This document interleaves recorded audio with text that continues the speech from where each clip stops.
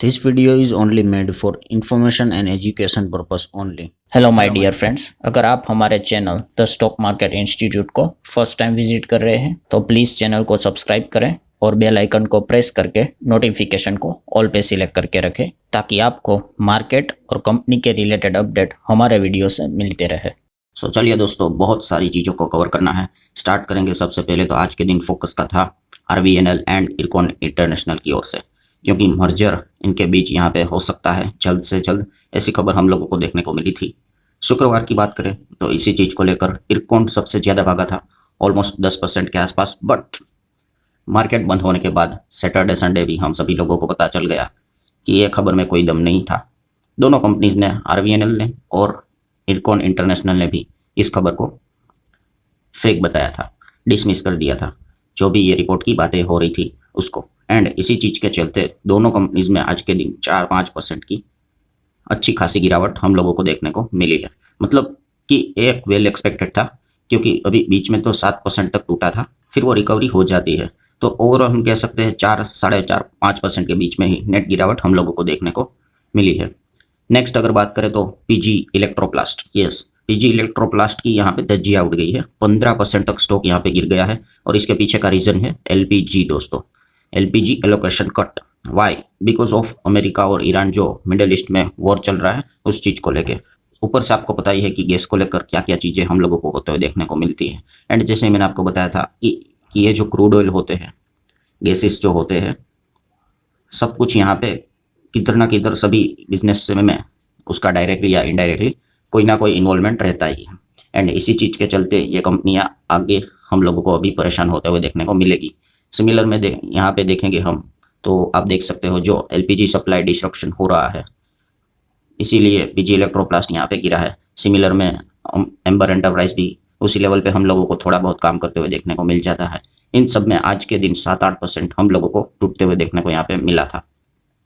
Then अगर हम लोग की बात करेंगे जो जंग यहाँ पे चल रही है मिडिल ईस्ट में, सो इस चीज़ के चलते दोस्तों एक चीज़ का महत्व काफ़ी बढ़ा दिया है और वो है दोस्तों ड्रोन्स। यस, ड्रोन्स की अगर हम लोग यहाँ पे बात कर ले, ईरान अगर देखा गया तो मतलब इतना लंबा वॉर शायद से लड़ नहीं पाएगा। लंबा मतलब अभी 10th डे वॉर का चल रहा है और ऐसा नहीं कि बहुत ज़्यादा बैकफुट के ऊपर है। कांटे की टक्कर हम लोगों को देखने को मिल रही है और इसके पीछे का सबसे बड़ा अगर कोई रीज़न बताया जा रहा है तो वो है ईरान के ड्रोन्स। यस, ड्रोन एक ऐसी चीज़ है दोस्तों कि कंपेरेटिवली सस्ते दाम पे यहाँ पे बनती है, comparatively rather than missiles. Missile तो आपको पता है करोड़ों की मिसाइल्स देखने को मिलती है।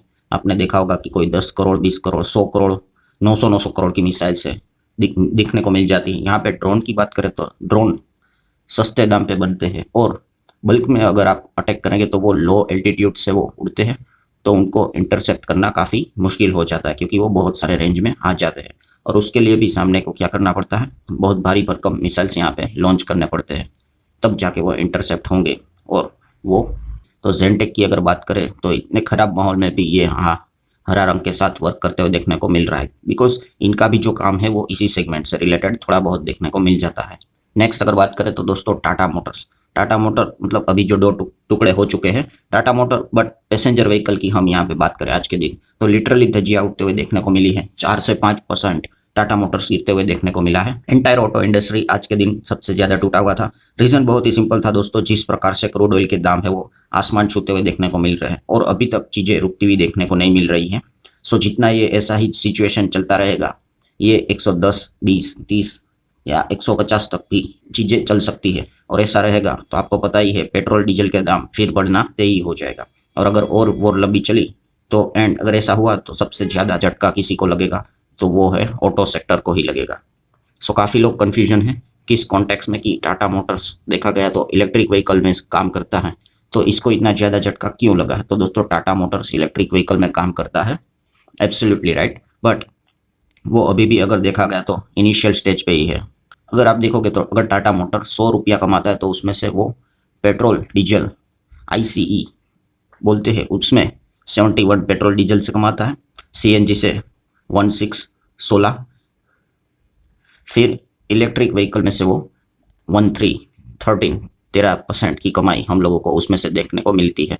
आने वाले समय में इलेक्ट्रिक व्हीकल है वो सीएनजी को भी बीट कर देगा, ये तो साफ हम लोगों को नजर आ रहा है। बट करंट स्थिति क्या है, करंट स्थिति में आज भी सच्चाई यही है कि टाटा मोटर कि ज़्यादा से ज़्यादा गाड़ियाँ ये ICE इंजन पे ही, पेट्रोल डीजल वाली ही बेची जा रही है। देन डीमार्ट की बात करें, आज के इस खराब सिचुएशन में डीमार्ट हरे रंग में चल रहा है। देखा गया तो डिफेंसिव सेगमेंट में ये रिटेल स्पेस में काम करता है। इतना नेगेटिव इम्पैक्ट इसके ऊपर नहीं होगा। ऊपर से हाल ही में खबर देखने को मिली कि डीमार्ट अपने बिजनेस को और एक्सपांड कर रहा है और मल्टीपल डीमार्ट की स्टोर्स उन्होंने लॉन्च किए। अभी हाल ही में 8 नए स्टोर्स हम लोगों को लॉन्च करते हुए देखने को मिले हैं। तो डीमार्ट तो यहाँ पे एक्सपेंड होते ही जा रहा है। तो ऐसे खराब माहौल में भी हम कह सकते हैं डिफेंसिव स्टॉक का ये रोल प्ले करते हुए देखने को मिल रहा है। देन IDFC फर्स्ट बैंक की बात करें तो मतलब उसका क्या वॉर से संबंध है कि ये गिर रहा है? तो देखिए, ये पहले से ही वीक है। हाल ही में जो चीज़ें होते हुए देखने को मिल रही हैं, वो पैसे वापस यहाँ पे मिल गए हैं, वो अच्छी बात है। बट अभी भी फोरेंसिक ऑडिट इसके ऊपर जारी है और इसका रिपोर्ट निकल कर आएगा और इसकी जो अनसर्टेनिटी लटकी पड़ी हुई है। एंड कभी भी देखा गया तो इस प्रकार का खराब माहौल में अच्छे अच्छे स्टॉक्स भी गिर जाते हैं। तो यहाँ पे तो पहले से ही कमजोरी है, तो इजीली पैनिक हम लोगों को फैलते हुए देखने को स्टॉक में मिल जाता है। इसलिए IDFC फर्स्ट बैंक में आपको वो पैनिक इजीली नज़र आ रहा है। देन सुजलोन एनर्जी की बात कर ले।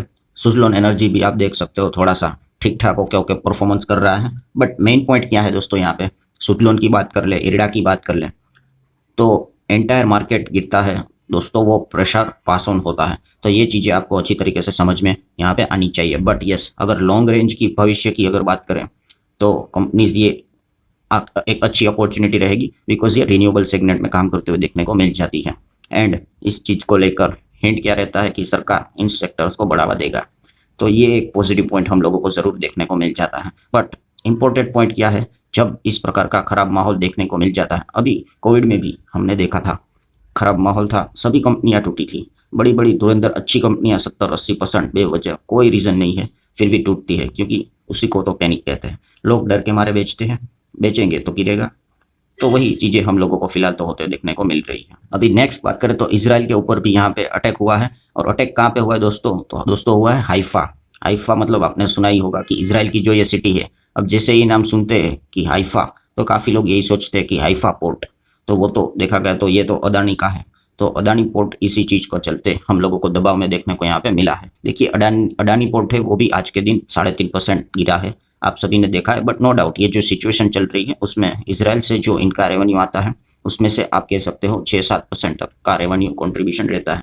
बट सच्चाई यही है दोस्तों कि हाइफा पोर्ट के ऊपर अटैक नहीं हुआ है। जो अटैक हुआ है वो आप यहाँ पे देख सकते हो, साफ साफ बताया गया है कि अडानी पोर्ट ने बताया, ये चीज़ कंफर्म किया है। बहुत सारे एम्प्लॉयज़ भी वहाँ पे है, उनकी भी सिक्योरिटीज़ की जिम्मेदारी उन्हीं के ऊपर है। एंड सारी चीज़ें नॉर्मल होते हुए देखने को मिली है। तो फिर ये अटैक की खबर कहाँ से आई है? जो लोग सोच रहे तो उसको बता दे कि कोई खबर गलत नहीं। बट वो अटैक हुआ कहाँ पे है? Iran strike Israel Haifa refinery in response to attack on oil depot in Tehran. So उन्होंने अटैक किया है रिफाइनरी के ऊपर, हाइफा रिफाइनरी के ऊपर। सो हाइफा पोर्ट अलग चीज़ है, रिफाइनरी है वो अलग चीज़ है। तो वो नाम कॉमन लगता है, बट ये इस चीज़ के चलते काफ़ी लोग कंफ्यूज होते हुए देखने को यहाँ पे मिले हैं। सो ठीक है दोस्तों, जो भी सारी चीज़ें थी वो मैंने वीडियो में कवर कर ली है। आई होप अब कुछ अच्छा देखने को शायद से मिलने वाला है। So we will see you in the next video. तब तक के लिए बाय बाय।